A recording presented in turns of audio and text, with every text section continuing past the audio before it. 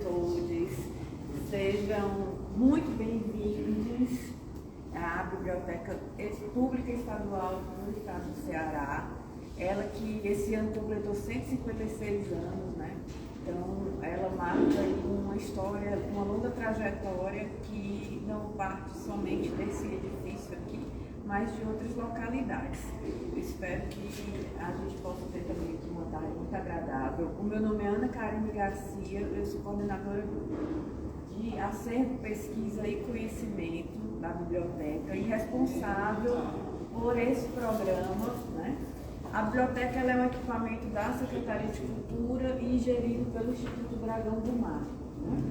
E hoje nós estamos dando início, né, a mais uma galeria folheada, esse programa que faz parte da minha coordenação, mas que é organizado juntamente com os bibliotecários, bibliotecárias, técnicos, estagiários, mediadores e mediadoras, né?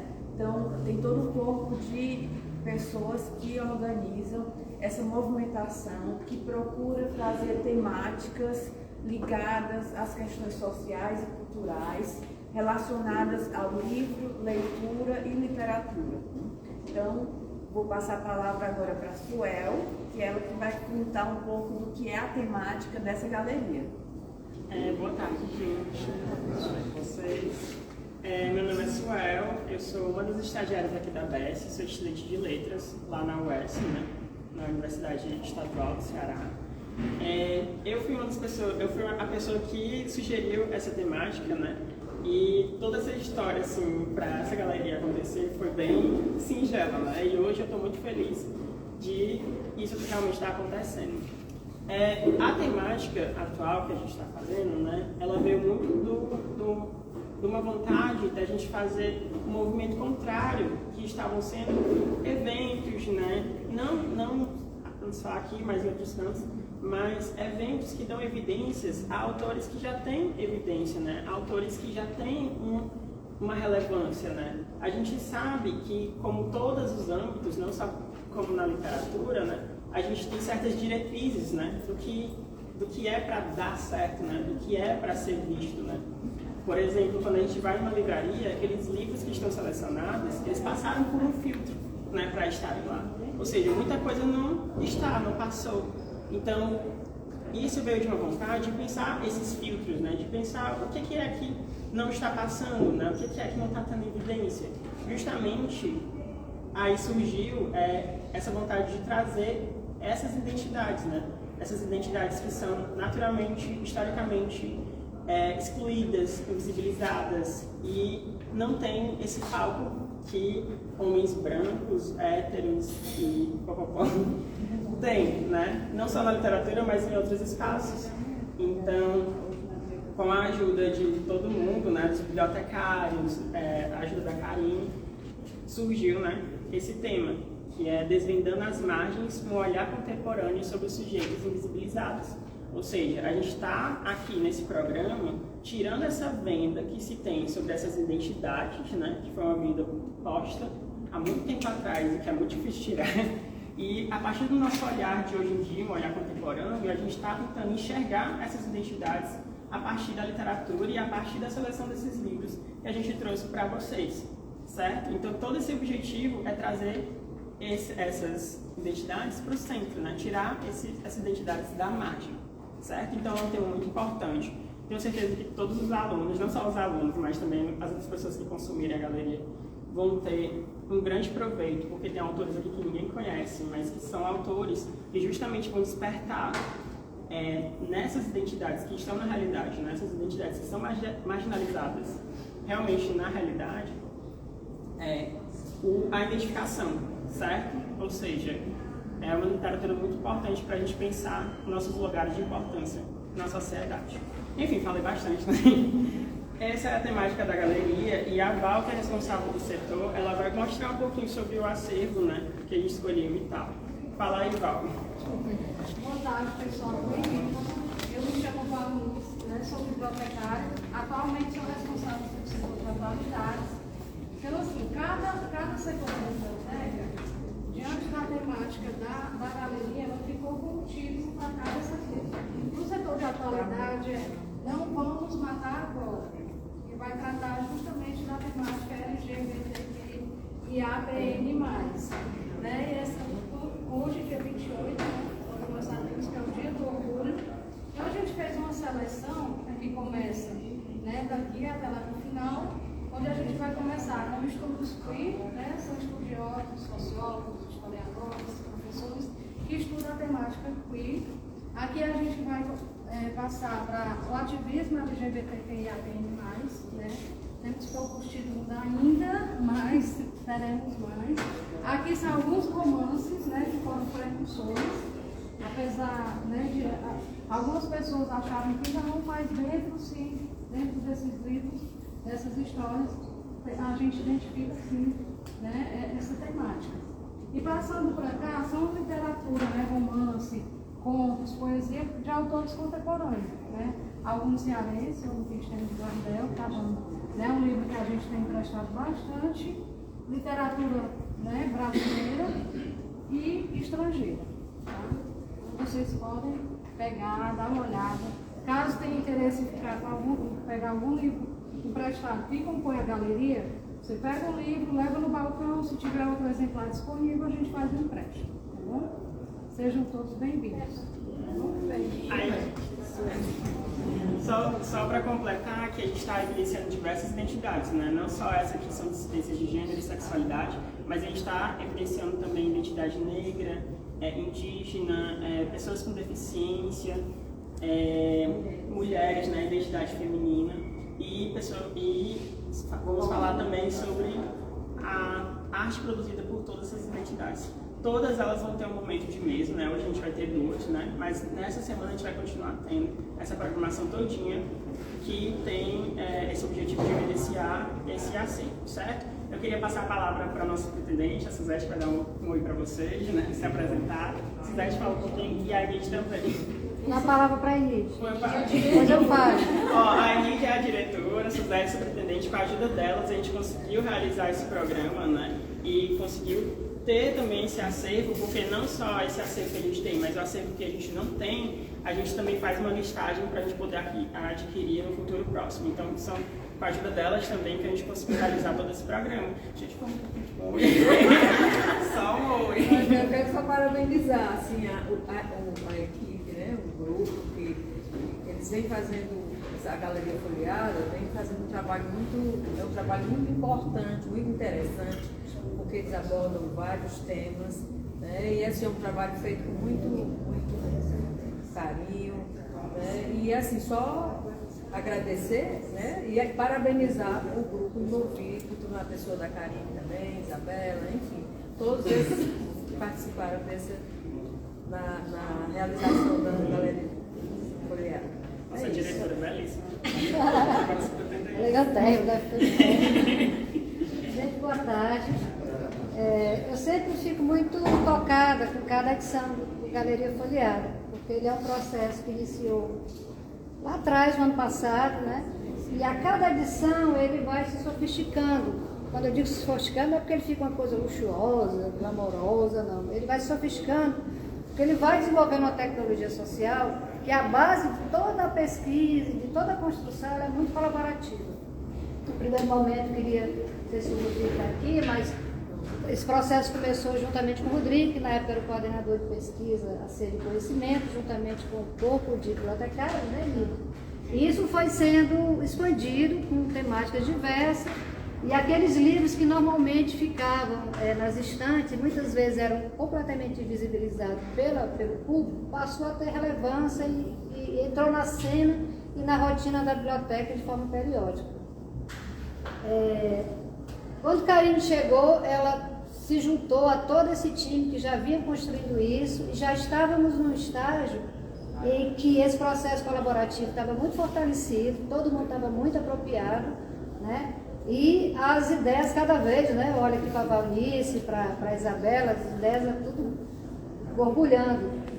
E aí a gente percebeu que nessa edição o olhar ainda se ampliou ainda mais, porque se a gente já tinha uma preocupação em dar visibilidade a um acervo onde a diretriz era a bibliodiversidade, a gente dessa vez radicalizou, né? No bom sentido, radicalizou no sentido de que assim, não, a gente vai ter que expandir esse lugar para além dos livros que estão expostos. A gente precisa falar sobre eles, a gente precisa cutucar esse público que vem aqui, um público que não costuma vir aqui, a ter acesso a esses livros, a discutir esses temas, a se apropriar do que a gente está falando e contribuir com essa construção.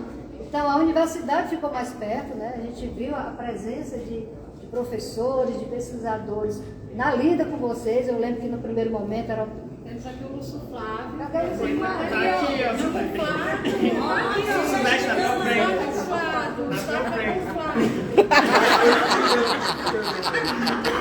Eu jamais sabia que era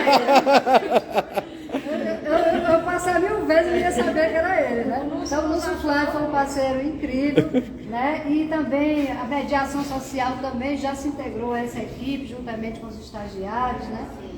Estou vendo aqui o Lenildo é o nosso diretor de articulação institucional do IDN, que tem ali um papel muito importante de aproximar e fomentar essa rede de equipamentos. É muito importante a tua presença aqui, porque você cada vez mais percebe o que a gente está fazendo aqui dentro e é também um multiplicador e um inibitor desse processo coletivo. E é isso, eu fico realmente muito tocada e agora a gente também agregando artistas, enfim, né? Eu acho que a tendência... E hoje é um dia muito simbólico, né? Hoje é o dia do orgulho, então a gente está abrindo os setores com essa primeira temática nas vezes de hoje, trazendo estudantes das escolas públicas do estado também estão participando, né, Nádia? Sim. Enfim, é um dia de celebração, um dia de alegria. Parabéns a toda a equipe. Eu e a gente fica, parece aquelas galinhas com os pintinhos assim, né? A gente fica tudo feliz. Porque assim. Já pra gente tá o Rafael e o Lucas, eu não sei cadê a Regina, são bibliotecários também.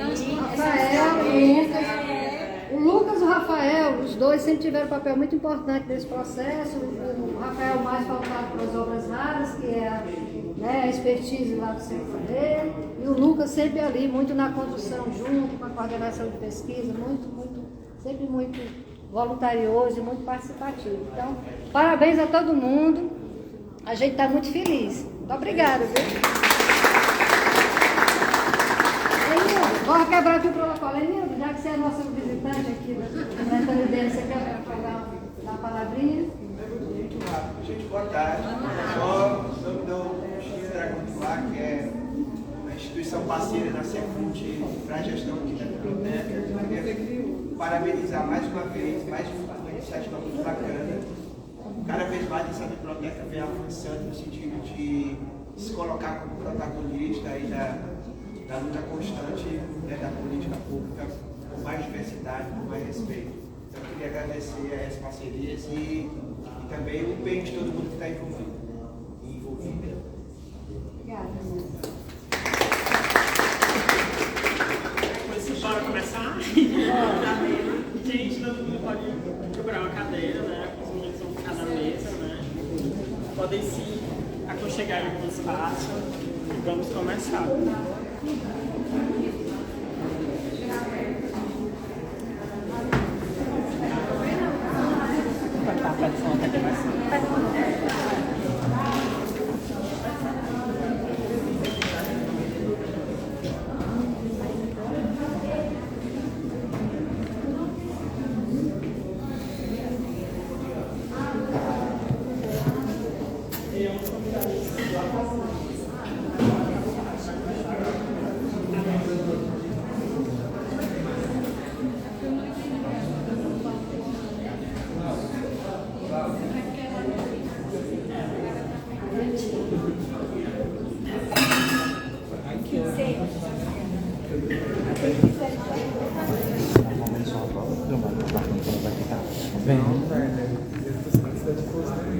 Pronto, todo mundo já está sentadinho. Porque a jornada era pedagógica, né? Gente, ainda tem cadeira aqui, tá? Vocês que estão mais afastados, quiser chegar um pouquinho mais perto, fazendo calorzinho humano. Isso. Ficar muito longe, não. Vamos passar. Aqui fica sem fila,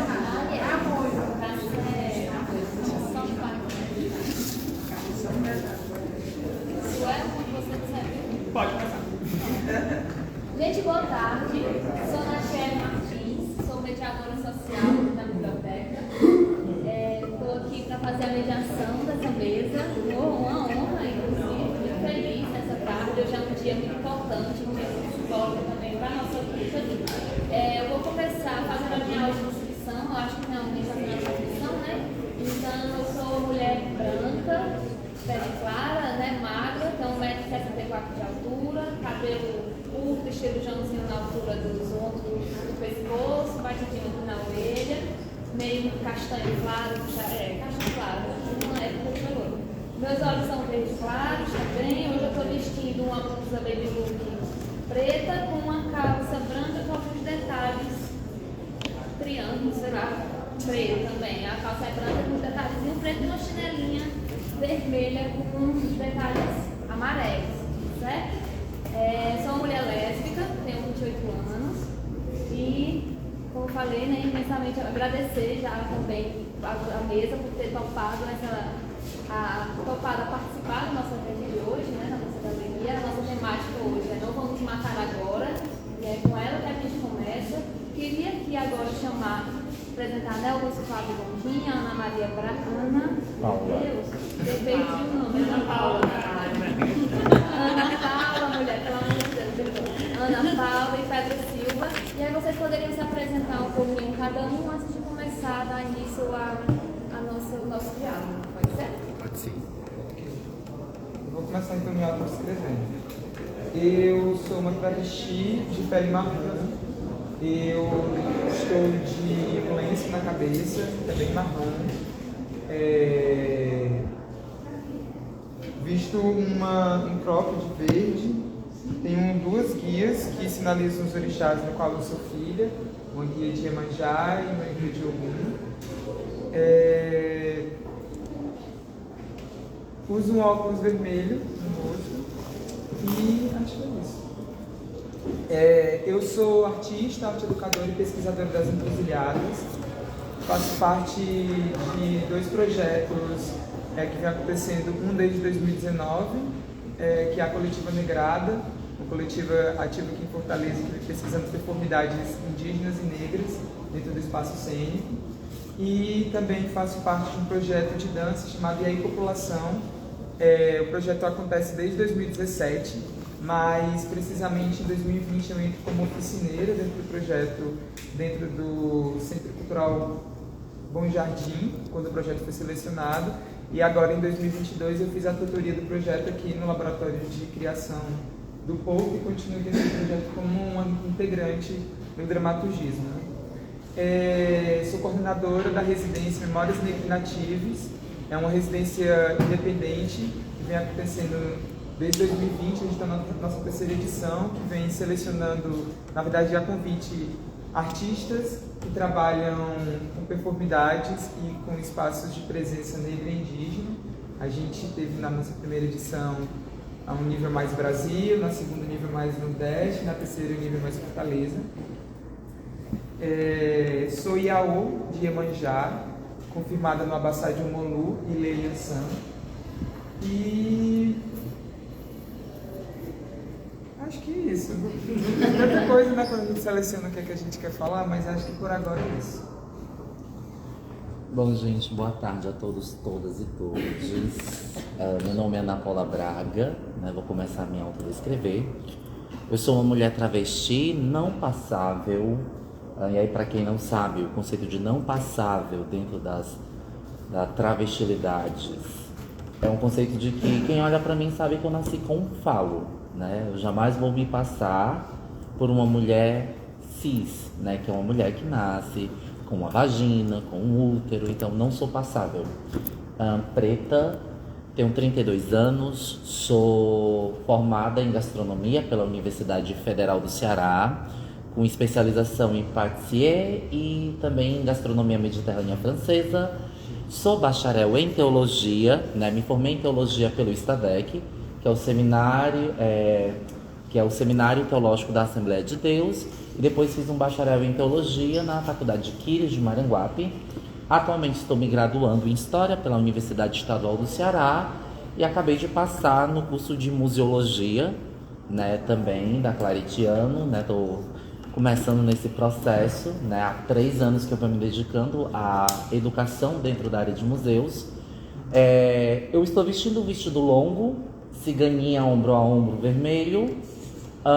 Eu tenho um tecido amarrado na minha cabeça, que é um turbante, que possui estampas africanas, estampas em cores bem fortes, vermelhas, amarelas, laranjas. E ele é amarrado de uma forma que eu faço na frente como se fosse uma rosinha. Uma pulseira dourada, um anel amarelo, unhas bem longas em tons de café. Estou maquiada com batom vermelho e um brinco relativamente longo. Sou coordenadora pedagógica do projeto de extensão da Universidade Estadual do Ceará, o Transpassando. Fui curadora e também uma das coordenadoras da Expolab em Marginais. Fui educadora do MCC. Atuei como educadora aqui na biblioteca durante 30 dias, assim que vocês fizeram o processo de reabertura, né? Foi uma experiência incrível. E aí, abrindo um parêntese, é importante ressaltar que tanto a biblioteca como o Centro Dragão do Mar de Arte e Cultura fazem parte da minha vida. Eu era uma singela camponesa novinha assim, né, com 10 anos mais ou menos, quando o Centro Dragão do Mar foi inaugurado. Então tem uma relação de amor muito grande com o Centro Dragão do Mar de Arte e Cultura, com a Biblioteca Estadual do Ceará, porque eu acho que são equipamentos importantes e que continuam resistindo apesar do sucateamento que vem acontecendo, né? E eu acho que foram os mais atingidos nesse último desgoverno que tivemos de 4 anos e dos ataques, né? A cultura, a arte. Atualmente estou educadora do Museu da Imagem do Som do Ceará, Chico Albuquerque, e sou pesquisadora, né, com pesquisa em diversas áreas, porque eu costumo dizer que o fato de ser uma travesti não me detém e não me limita a pesquisar apenas sexualidade e gênero. Então eu pesquiso história política, eu pesquiso história econômica, eu pesquiso religiosidades populares, eu pesquiso gastronomia e alimentação popular. E devido a essas minhas pesquisas, eu fui uma das pesquisadoras e também proponentes da exposição que hoje encontra-se, Raízes da Sabiaguaba, lá no Complexo Ambiental e Gastronômico da Sabiaguaba, né? Então acho que por enquanto é isso. Só isso, assim. Só isso. Gente, vai durar 2 minutos que eu tô querendo a receita de como é que eu faço essa quantidade de coisa aqui. Eu sou professor, pesquisador, tenho doutorado em letras, estou muito feliz de estar aqui. Eu sou o Lúcio Flávio Gondim, hoje eu tô com essa peruca, tô com uma blusa colorida e vamos nessa. Então, gente, a gente pode começar agora, né, o nosso diálogo.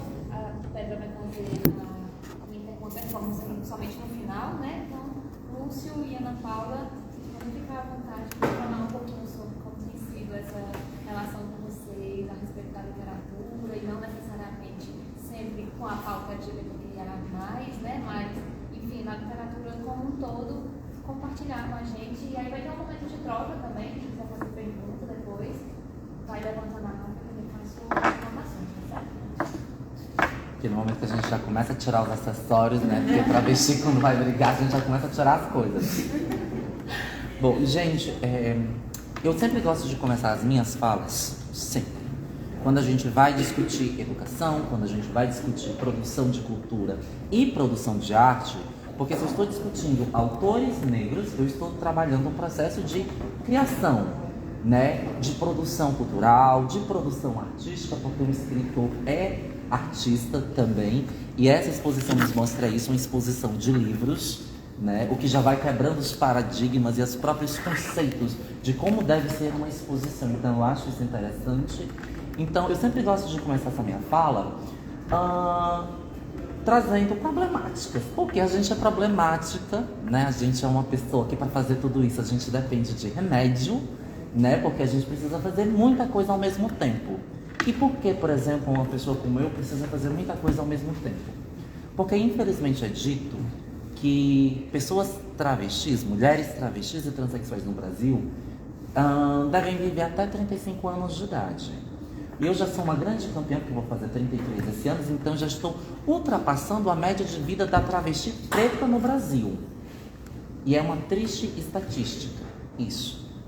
Então, eu acabo sendo obrigada a fazer muita coisa, porque eu quero deixar a minha marca no mundo e porque uma pessoa que veio antes de mim, nossa saudosa Tina, disse uma vez que tudo que ela havia lutado na vida inteira dela foi para que outras travestis que viessem depois dela pudessem estar em locais que ela nunca teve a possibilidade. Então hoje eu continuo esse legado de Tina. Não importa quantos anos eu vou viver, mas que tudo que eu consiga construir sirva de calçada, sirva de passagem, sirva de estrada para que outras travestis que estão começando agora, para que outras pessoas que vêm depois de mim possam continuar essa caminhada. Então, eu sempre gosto de começar trazendo a problemática de por quê. Por que é tão difícil encontrarmos autores e autoras negras que ganhem destaque enquanto estão vivos, que ganhem destaque e consigam sobreviver de sua obra? Por que é tão difícil a gente encontrar artistas, performances, encontrar pessoas que sobrevivam que vivam dignamente do seu trabalho? E quem são essas pessoas? Quem são esses corpos? Quem são essas corpas? Eu sempre gosto de problematizar. E aí, a exposição já vem respondendo. São pessoas que são corpos dissidentes no que diz respeito à sexualidade e gênero. São pessoas que não nasceram com a dita cor certa. São pessoas pretas, são pessoas pardas, são pessoas periféricas, são pessoas pobres. Então, e aí quando a gente começa a se perguntar, né, e por que essas pessoas não estão nesses locais ou não são reconhecidas? Porque historicamente falando, e aí não pegando apenas a nível de Brasil, pegando a nível internacional, as pessoas, a educação sempre foi destinada a pessoas ricas, a pessoas poderosas. Então, se a gente retorna à antiguidade, historicamente falando, aonde eram ensinadas as pessoas? Nos templos religiosos. Os templos na antiguidade, Suméria, Babilônia, Acádios, eles não tinham essa visão sacra que a gente tem hoje das igrejas e dos templos. Eles eram aonde se recolhiam os impostos, eles eram aonde os filhos dos reis, os filhos dos ministros, os filhos dos nobres eram ensinados. E isso por quê? Porque esses nobres, esses reis, esses imperadores eram vistos como os descendentes dos deuses. Se a gente pega, por exemplo, os mitos sumérios da criação do homem, a humanidade foi criada para servir aos deuses no processo de construção dos seus monumentos. E quem eram os descendentes dos deuses? Os governantes. Então, a escrita tinha um ar de, além de pertencer a uma elite, um ar sagrado. Se a gente vai um pouco, adianta um pouco historicamente falando, e vai para o período conhecido como Antiguidade Clássica, os helenos, quem tinha o direito de estudar? Os cidadãos. Na cidade-estado de Atena, quem tinha o direito de estudar? A pessoa que iria governar, a pessoa que precisava, a partir de uma dialética, a partir da construção de um discurso, convencer os outros. Ou seja, o cidadão, aquele que tinha direito de ir à ágora, aquele que precisava entender e ter o quê? Um bom pensamento, ser intelectual. Quando a gente vem para o Brasil, a educação continua sendo, no início do nosso país, um processo destinado às elites. Existem registros históricos que um dos métodos de admissão nas primeiras universidades do Brasil era a cor da pele. O que deixa bastante claro para quem as universidades, para quem foi construídas as universidades no Brasil. E aí vamos adiantando novamente, chegamos no período do Getúlio Vargas. E o projeto de educação continua sendo destinado a uma educação crítica para a elite. Enquanto para o pobre, para o trabalhador, a educação deve garantir apenas a ele o título de eleitor para garantir o voto. Ou, quando muito, uma especialização, uma profissionalização técnica para garantir uma mão de obra barata e qualificada. E aí, a gente às vezes ainda tem a pachorra de se perguntar por que é que a gente não tem pessoas negras que são reconhecidas apesar de seu talento em qualquer área de atuação que decida atuar. As pessoas pegam e ficam se perguntando por que é que pessoas travestis, apesar de todo o talento que possam possuir, não estão nesses locais de destaque? E aí a resposta é muito simples. Porque historicamente esse lugar não foi construído para nós. Nós aqui andamos subvertendo a todo momento isso. E andamos buscando o quê? Sabotar um sistema com C, de cisgeneridade, para tentarmos ocupar esse lugar. Porque historicamente é dito que uma travesti, ela tem que estar uma hora dessa numa esquina, se prostituindo, ou usando droga, ou cometendo furtos para pagar uma cafetina. E aí, essa é uma das minhas preocupações que me fazem, a todo momento, estar fazendo 2 graduações ao mesmo tempo. A todo momento, dentro do Museu da Imagem e do Som, onde eu sou contratada CLT, está produzindo, está sempre trabalhando, está sempre sendo perfeita. E não é porque eu seja maravilhosa, eu sou um ser sombrio, trevoso, das trevas, escorpiana com ascendente de leão. Daí vocês imaginam. Mas é porque eu preciso correr. Eu preciso provar 110% que eu sou boa. E não é melhor do que os outros, é que eu sou boa. Porque eu jamais vou ser melhor do que os outros. Jamais. Isso é um fato. Porque, de novo, eu não tenho o sobrenome certo, eu não tenho a cor certa, eu não tenho a quantidade de dinheiro certa. E eu sou um corpo dissidente que ousou abrir mão de todos os privilégios de ser um corpo fálico, masculino, para se aproximar da feminilidade, para se aproximar da mulheridade. Então, de todas as formas, eu ainda sou macumbeira, né? Só para melhorar a situação. Então, de todas as formas, a pessoa é um corpo que não vai se encaixar dentro desse perfil cis. E a minha preocupação também é que eu quero ser uma referência para meninas travestis, para meninos trans, para pessoas que não se encaixem dentro desses padrões normativos, de que nós temos sim referenciais, nós temos sim talento, nós temos sim capacidade de ocupar esses locais. Porque infelizmente, e aí parafraseando Érica, que esse dia eu vi uma entrevista dela, que ela disse: qual é a referência de travesti que a gente tem no Brasil quando a gente olha? Qual é a referência de pessoa preta no Brasil quando a gente olha? Quais são os referenciais? Aonde estão essas pessoas? Então, essas problemáticas eu sempre gosto de trazer, porque se eu estou perturbada, vai todo mundo ficar perturbada comigo. Mas aí ainda há esperança, quando, por exemplo, no dia de hoje, apesar da polaridade que ainda temos no Brasil, de pessoas que a todo momento dizem que eu não tenho direito de estar aqui porque eu sou chorona, porque todo o meu discurso é um mimimi. E não se enganem que essas pessoas, toda hora, nem estão tão longe dos nossos muros. Estão muitas vezes bem mais próximos do que a gente imagina. A gente vê um equipamento público, um recurso público, promovendo uma ação como essa. O que me deixa muito feliz, levando em consideração a realidade da produção cultural e artística do estado do Ceará. Porque, infelizmente, na grande maioria das vezes, a gente continua enaltecendo o trabalho de pessoas que já são enaltecidas a todo momento. A gente continua homenageando, e eu não estou tentando desmerecer, o trabalho de fotógrafo A, de artista plástico B, de literário C. Porque, por exemplo, eu sou muito fã, por exemplo, do trabalho do Chico da Silva. Mas eu problematizo o Museu da Imagem e do Som do Ceará possuir o nome de um dos herdeiros da Aba Filmes. Que já é um nome de prestígio, já é um nome grande. O porquê? O que foi que o Chico da Silva fez que mereceu ser homenageado com o nome de um dos maiores equipamentos hoje do estado do Ceará?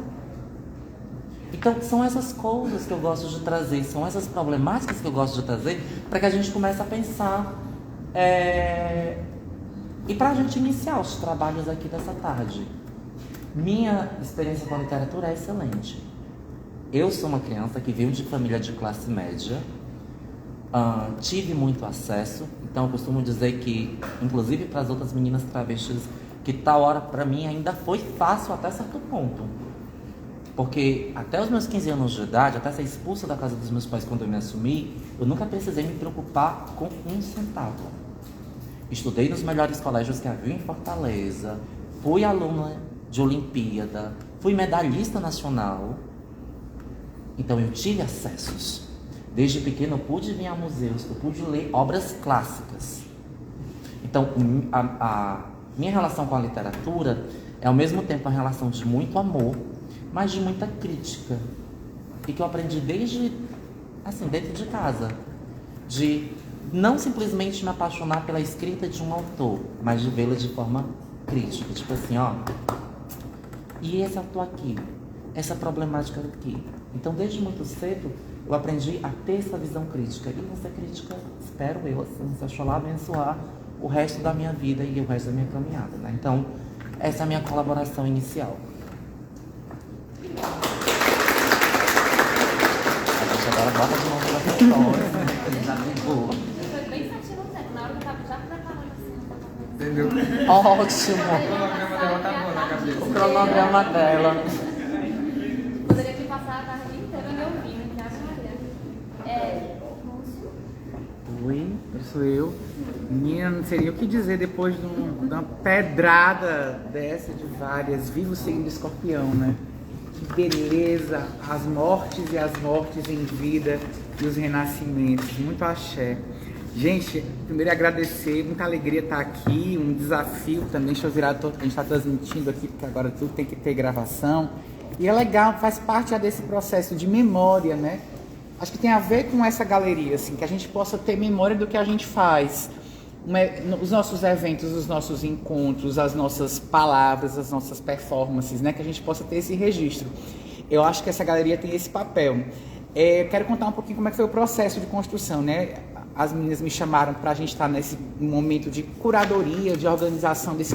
Quais seriam esses livros, né, que a biblioteca possui para estarem expostos e são incríveis. Depois eu quero que vocês passem por ali, possam folhear mesmo, mexer, bater foto, registrar uma diversidade de temas dentro, né, da questão LGBT, QI, AP, INE, mas eu vou já falar sobre isso, porque são dos primeiros pontos, assim. Sentou-se numa mesa eu, Suel e Val, 3 pessoas dessa comunidade, mas 3 pessoas completamente diferentes, de identidades muito diferentes. Uma pessoa trans, um homem gay, uma mulher lésbica, cada um com uma visão muito diferente, a começar do próprio nome, né? Então, qual é a nossa perspectiva quando a gente percebe uma sigla tão grande? A gente sabe todos os significados das letrinhas do LGBTQI, APN. A gente ainda sabe, para nós faz sentido, nós que pertencemos a isso? Se não faz, como vai fazer sentido para quem nem pertence e nem quer conhecer? Então, esse é um dos primeiros gargalos, também quero colocar várias provocações aqui. Um dos primeiros gargalos dessa conversa. A gente se faz entender na nossa militância? Ela é didática? Até que ponto ela precisa ser? Até que ponto não? Né? Eu conversei sobre isso hoje com esse cara chamado Renan Quinalha. Ele está assumindo hoje, lá em Brasília, o grupo de trabalho do Ministério dos Direitos Humanos, do maravilhoso Silvio Almeida, voltado à comunidade LGBT. O Ministério dos Direitos Humanos, né, que eu acho que até na gestão Bolsonaro nem existia mais, deve ter sido extinto também, está de volta. E dentro do Ministério há agora um grupo de trabalho voltado, olha que interessante, à restituição da memória das violências, dos crimes cometidos no passado, que seguem a ser cometidos, e na construção de políticas públicas para o futuro da nossa comunidade. E quem vai coordenar é esse cara. Então a gente conversou com ele hoje no Jornal O Povo, e a primeira questão que eu perguntei foi essa: o que a gente faz para ser compreendido? Né? Porque a gente também pode pensar, imaginar, por exemplo, que o ex-presidente chegou ao poder ao mesmo tempo em que todas essas identidades estavam no auge da sua elaboração, né? Trans, travestis, queers, gays, cis, trans, a gente estava tão nessa busca de tentar se identificar, se reconhecer, e isso é tão importante, que de alguma maneira eu acho que a gente não conseguiu enxergar um inimigo que estava crescendo de uma maneira exponencial e que ganhou poder. Isso quer dizer que essa situação precisa nos ensinar a não repetir, porque tem eleição já de novo, né? E a nossa cidade, nosso governo estadual, nosso governo federal estão constantemente sendo ameaçados por essas forças conservadoras, né? A gente não pode imaginar que uma pessoa, né, no poder vai resolver nossos problemas, seja ela da esquerda, da extrema esquerda, da direita, da centro-direita, centro-esquerda, é um conjunto de assuntos, né? E aí, eu queria ler um pouquinho do que ele conversou sobre isso, né?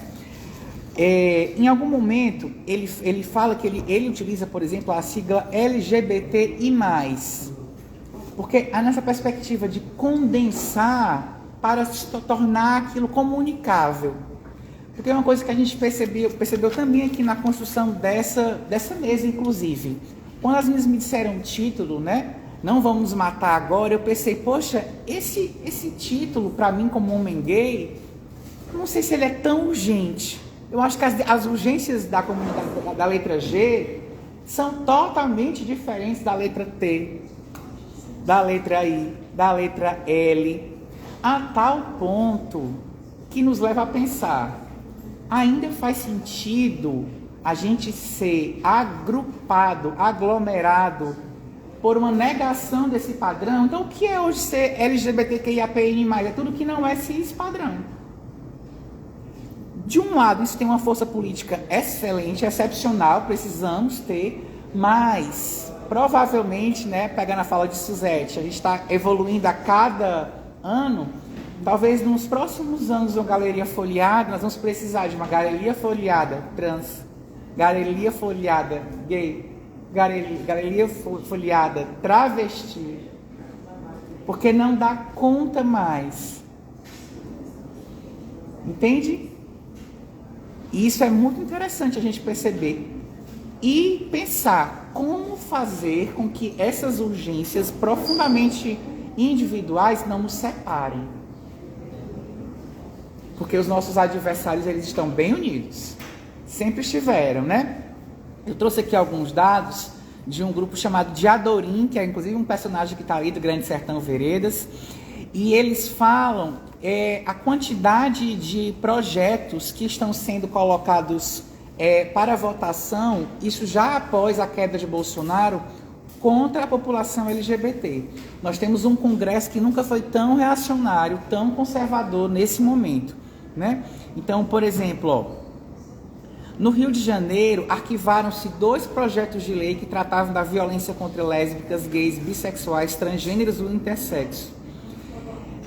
Esse alto número de arquivamentos de processos, de projetos de lei, e também a construção de outros projetos que vão contra as nossas vidas, as nossas identidades, né? E é interessante que a gente pensa que nós estamos aqui com estudantes de escola, né? A educação é um desses lugares de maior ataque, né? Eu, como professor, eu jamais poderia dar aula com uma peruca dessa.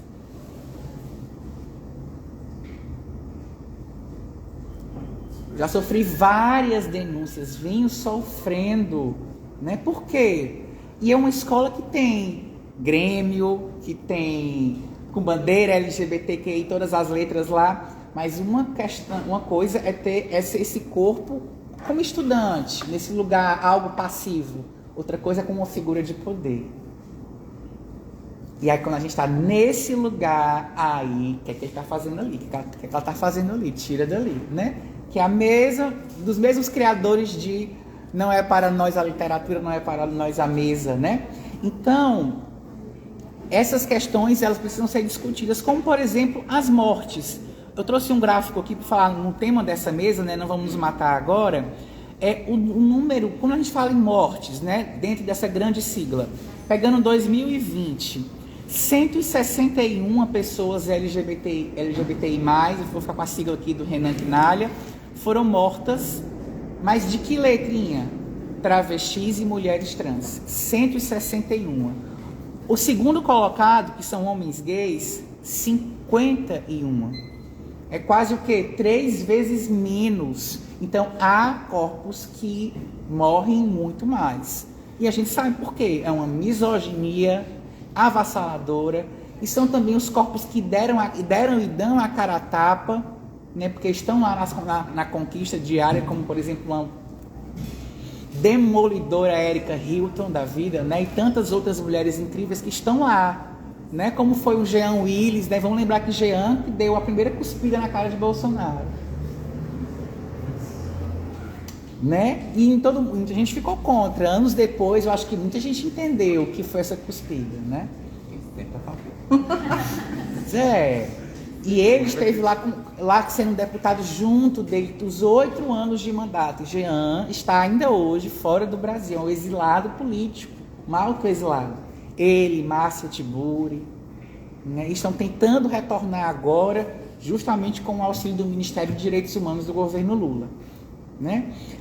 Em seguida, 10 mulheres lésbicas, e aí esse número vai caindo cada vez mais. Né? Então, existe um alvo mais direto, ou seja, as nossas demandas não são as mesmas. Essa é a minha provocação. O que a gente vai fazer, então, com as nossas diferenças? Nós somos agrupados pelo olhar de quem? Quem nos agrupou? E como fazer com que a gente continue se enxergando similar ou próximo, apesar de tudo? Né? Quero ouvi-las e ouvi-los também sobre isso, tá? São perguntas. Acho que vou ficando por aqui. Tem algum tempinho? Tem mais 3 minutinhos? Deixa eu pegar outra pauta aqui que a gente conversou com o Renan sobre a questão jurídica, né? Ele fala que, sim, por exemplo, é preciso ter um treinamento de policiais, de membros da Justiça, da Defensoria Pública, do Ministério Público, da Magistratura, para que a gente tenha uma realidade diferente na aplicação das medidas de proteção à comunidade LGBT. Por exemplo, em 2019, o STF, Superior Tribunal Federal, criminalizou a LGBTfobia, né? Mas isso é a lei. E a prática? Né? Como é que é isso nos nossos cotidianos? Né? Por exemplo, estava vendo uma entrevista de um ícone cearense LGBT, Lena Oxa, né? A Maísa Vasconcelos, uma mulher que foi responsável por popularizar de uma maneira totalmente à-vanguarda, num reality show, por exemplo, como um Glitter, né? As nossas identidades. E Lena hoje está vendendo acarajé na Praça do Carmo, de uma maneira muito digna, mas é também um lugar de subalternidade.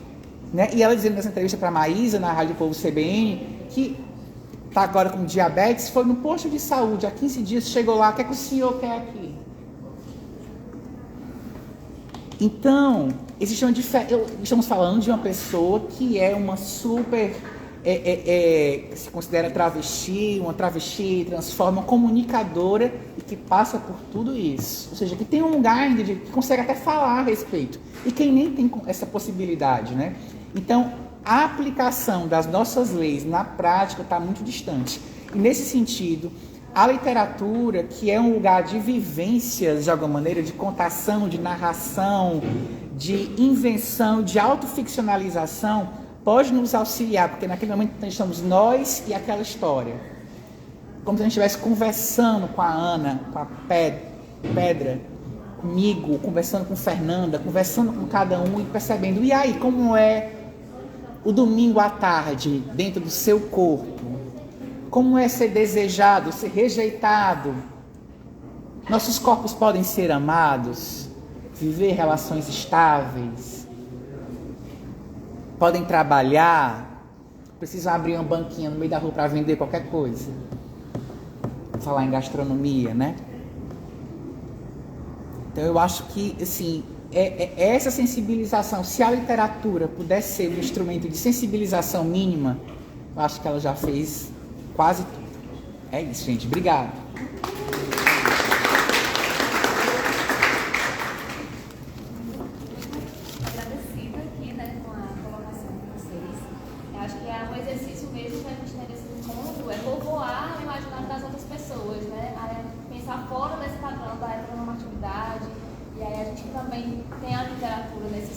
enxergar nesse campo, né, traz, enfim, o imaginário mesmo e pensar também os sujeitos LGBTIA+, como é que tá na sigla aí que ele falou? Nele aqui ele escolhe LGBTI+. LGBTI+. E mais, E também nos enxergar em outros papéis, né? Não achar que na literatura a gente vai encontrar somente a questão do romance, ou com a mulher lésbica está sempre no papel no fetiche, né? Do imaginário das pessoas. Com uma mulher negra também. Da mulher negra, né? Mas a gente também se enxergar e nos colocarmos em outros cenários, como pessoas que trabalham, como pessoas que têm relação de amizade, como pessoas, né, que têm sonhos e outros, enfim, outros campos. A gente vai abrir agora o debate, se alguém quiser contribuir, fazer alguma colocação, fica à disposição. A galerinha aí do liceu, se quiser comentar um pouquinho sobre como tem sido essa experiência, ou como tem sido essa experiência aqui ou na escola, fiquem à vontade. A gente tem como é o nome? Olá, gente, boa tarde. Meu nome é Henrique. Um pouco rouco, eu sou meio doente. Mas, assim, em um dia, de um debate na minha sala, a gente estava falando um pouco sobre a acessibilidade dos meninos para as mulheres trans no feminino. E aí eu teve um grupo de religiosos que estavam falando que não é certo, de que não deveria ser usável o banheiro das mulheres para mulheres trans. E eu falei, não, gente, isso eu debati, não faz sentido. E aí eles trouxeram somente argumentos bíblicos que não debatem com a realidade da gente. E nessa conversa eles falaram que o certo era ter um banheiro apenas para mulheres trans. E óbvio que eu acho isso errado, mas eu queria saber o que vocês acham e o que vocês acrescentariam num debate desse com esses religiosos. Tirar pra você. Tirando aqui de novo a pulseira. Primeira coisa, existe uma questão chamada lei, né? Se a lei diz que é estritamente proibido, e o liceu corrija-me se eu estiver errado, é uma instituição do Estado. Sim. O Estado do Ceará mandou colocar em diversos dos seus equipamentos, instituições, etc., placas que dizem o seguinte: é estritamente proibida a discriminação de um indivíduo por questões de orientação, condições de gênero e orientação sexual. Certo? Primeiro ponto. Segundo ponto, que eu adoro os evangélicos, é que é assim: na hora de utilizar a biologia, para eles é muito fácil. Mas na hora de defender o absurdo que a gente é primo do pote de barro, para eles está de boa. Então, uma mulher ter um falo é inadmissível porque é biologicamente proibido. É impossível. Mas a gente ser primo do pote de barro lá na casa da nossa avó no interior é de boa, porque se Adão veio do barro, é tudo primo do pote. Então aqui a gente tem uma bacia, uma panelinha de barro, né? um aguidazinho. Então a gente já tem esse problema. E aí eu gosto muito porque eu atuei como professora de educação básica no ensino médio e no ensino fundamental 2. E tinha muita essa discussão em sala de aula, e uma das coisas que eu adorava era depois trazer para os meus alunos, mostrando que a própria biologia é diversa. Porque uma vez uma aluna minha disse: ai, professora, a senhora já percebeu que todas as flores são femininas? E ela me mostrou uns modelos de flores que lembravam, né, o formato de um cálice do colo feminino. E eu comecei a mostrar para ela algumas flores que tinham pendões, como por exemplo o lírio da paz, o copo de leite. Eu digo: realmente, querida, só que você esqueceu essas daqui também. Ai, professora, como a senhora se considera mulher se a senhora não pode engravidar? Eu digo: querida, diversas espécies a mulher não embucha, quem embucha é o homem. Olha os cavalos em marinho, por exemplo. Maravilhoso, quem engravida é o homem, quem tem a dor do parto é ele. Por que eu quero sofrer, né? A gente levanta as mãos pro céu e agradece ao Oxalá o corpo que a gente tem. Então, eu normalmente gosto de utilizar a primeira questão da lei, porque fundamenta, acaba o discurso. Ai, minha opinião, querida. Isso. Toda opinião é válida, é maravilhoso. Só que a gente precisa entender que liberdade de expressão, ela não é uma manifestação que seja que você possa falar o que você quiser, que você deve expor o que você quiser. E aí a gente precisa de novo pegar o direito e se lembrar: o meu direito vai terminar quando começa o do outro. Então, assim, Um banheiro, como inclusive em equipamentos do Estado, eu já fui obrigada a utilizar o banheiro de acessibilidade, porque as pessoas estavam se sentindo incomodadas de que eu estivesse utilizando um banheiro feminino. E eu digo nomes, porque sinceramente, meu amor, chega uma idade que foi inclusive um equipamento do IDM, e isso me deixou surpresa. Porque quando eu trabalhei no MCC, todas as vezes que eu precisei ser ouvida, o Instituto IDM se mostrou muito solícito. Quando eu estive na biblioteca atuando como educadora, nunca fui desrespeitada. E aí cheguei no equipamento do IDM e fui surpreendida com uma transfobia absurda, de inclusive haverem reuniões de pessoas dizendo que não entendiam como eu tinha sido contratada. Que foi no Complexo Ambiental e Gastronômico da Sabiaguaba. Eu fui orientada a utilizar determinados tipos de roupas, porque as roupas que eu usava eram violentas. A utilizar os banheiros de família, porque o banheiro feminino poderia gerar incômodos. E aí, mostra-se de novo aquilo que eu falei lá no início, que tal hora, muitas vezes, existem pessoas que não estão interessadas em mudar as estruturas, simplesmente buscar medidas paliativas para resolver problemas imediatos. Então, construção de um banheiro para pessoas travestis não é a situação, não é o ideal. O ideal é que se trabalhe educação de sexualidade e gênero, primeiro, para quebrar o tabu e desmitificar esse tema, e segundo, para que a gente vá combatendo a partir da educação não preconceito, gente, porque eu sou muito chata com termos. Se a pessoa está desrespeitando uma mulher travesti, é transfobia. Se está desrespeitando um homem gay, é homofobia. Se você está desrespeitando uma pessoa negra, é racismo, não é preconceito. Preconceito, etimologicamente falando, é eu pegar e criar um conceito antes de conhecer o conceito real. Então, não é preconceito, é racismo, é uma violência. Acabou. Não existe, certo? Então, eu acho que esse daí seria... E aí, pegando só uma deixa na fala, a Erika Hilton vai fazer uma fala... gente, eu adoro. Roda Viva. Ela é incrível. Quando ela assumiu o primeiro mandato dela, que ela disse uma coisa: a culpa desse movimento, né, violento contra os nossos corpos, tal hora possa ser dos movimentos de militância, sim. Sabe por quê? Porque em algum momento a gente se fechou muito nas nossas bolhas, tentando se proteger, o que é certo, a gente tem que se proteger.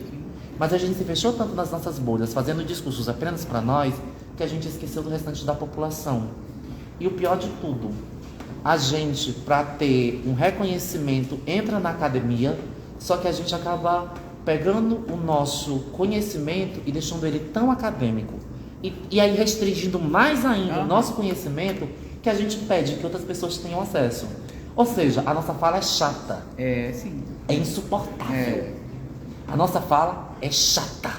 E para quem não gosta, aí fica pior. Então a gente precisa também procurar meios de pegar todas as nossas lutas e transformar esse discurso em um processo de...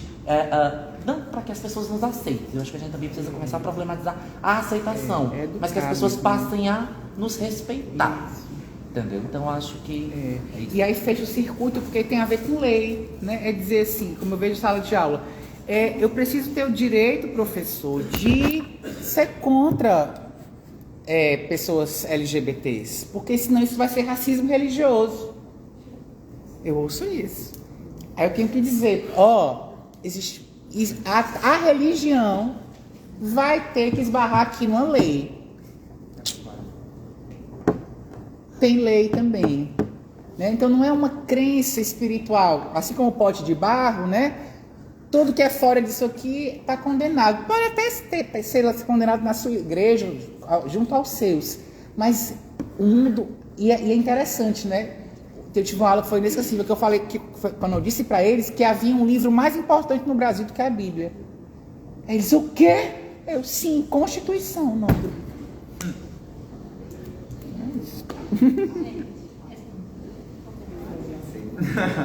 Gente, então, a gente também está chegando pertinho dos nossos encerramentos, e aí a Pedra vai fazer uma performance aqui, Te Vira, não é?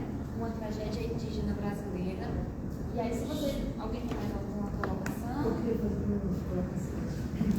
Eu queria unir, eu acho que é algo que o Lúcio e a Ana Paula, né? O que a Ana Paula falar, que eles dois falaram, e algo que eu escutei hoje em um programa de mulheres, né? Foi um desses canais do YouTube, acho que era na TV Fórum. E uma das mulheres da reunião, não lembro nenhuma das que estava participando. Sei que era uma mulher negra, não sei se era Elira, não sei, né? E o Lúcio fez uma questão, quando ele falou da estatística de mulheres trans, né, e as travestis. Sim. E essas falas de um deputado ontem, uma comissão em que nenhum homem que estava no local ouviu, nenhum homem abriu a boca. Ou seja, na verdade, concordou. Esse homem começa falando de mulher, ele não tem nada a ver, chamar de mordomo do Lula, escracha a Janja, escracha nessa fala tudo que é mulher. Aí entra todas nós. Seja travesti, seja trans, seja mulher. Quem morre mais, eu acho que nós somos as mulheres. E é por isso que vocês perguntam quem querem se comparar. Vem pra cá se aproxima. Vamos aceitar que vocês queiram, com toda a potência que vocês nasceram. Da potência fálica, como você mesmo falou. E você abre mão disso. Como pode? Como pode? Porque eu acho, eu não escutei teu nome, Natiele. Eu acho que a Natiele, como mulher lésbica, ela não sente essa pressão. É outra pressão, mas não essa. Certo? Porque você está lá no meio. Você já é fuleiragem, né? Já é mulher. Né? É pouco. Mas tem alguém que nasce com toda essa potência fálica e abre mão dela. Te entendo. O masculino, quando o masculino se traveste, toca o feminino, aí é um choque. Você está dizendo que não é legal essa coisa? Entendo. Isso é inaceitável. Essa fala desse homem é tão horrorosa, ontem eu acho que foi na CPI. O Brasil todo estavam lá, homens de esquerda, nenhum abriu a boca. Ninguém disse assim, não fale isso, que isso envergonha a todos nós. Em rede nacional. Então eu acho que é uma coisa do feminino. É a misoginia, é a misoginia. Que você acha que você, Ana Paula, falar de misoginia, eu acho que é aí. Sinto muito para vocês, meninas, né? Que eram formadas do nosso lado. Mas aí que tá a potência também do matriarcado, do feminino, né? Essa coisa do ser chorona, né? Que é signo de água, como o meu também, né?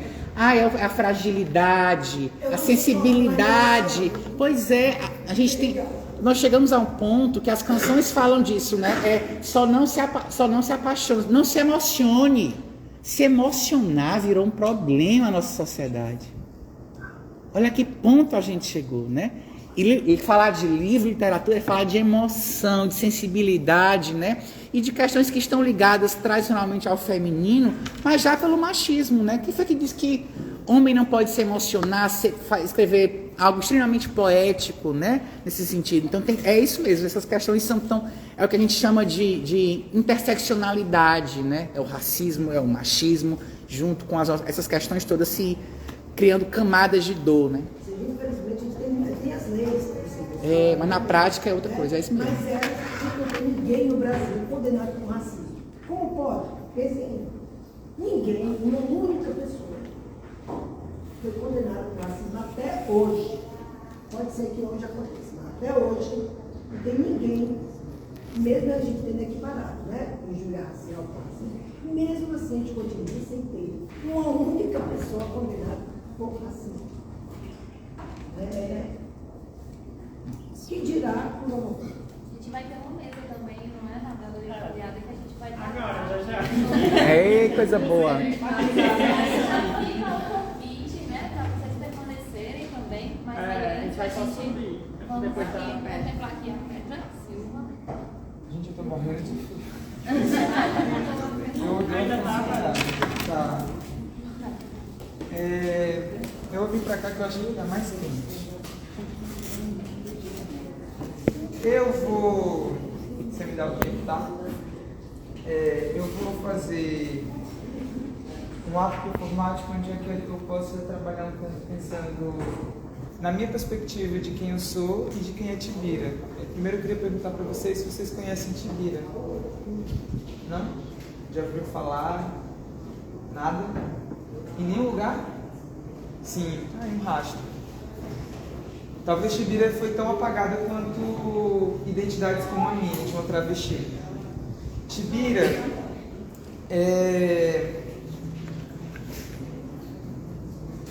em 1614, São Luís do Maranhão, Brasil, presa à boca de um canhão, prestes a ser executada por sodomia por soldados franceses, Tibira, indígena tupinambá, relembra a própria vida e propaga suas últimas palavras como se depois de relâmpagos o som dos trovões saíssem de sua boca. Dramaturgia de estreia de artista potiguara Joanim, uma ficção sobre o primeiro caso de TLBG-fobia com um nativo documentado no país. Tibira foi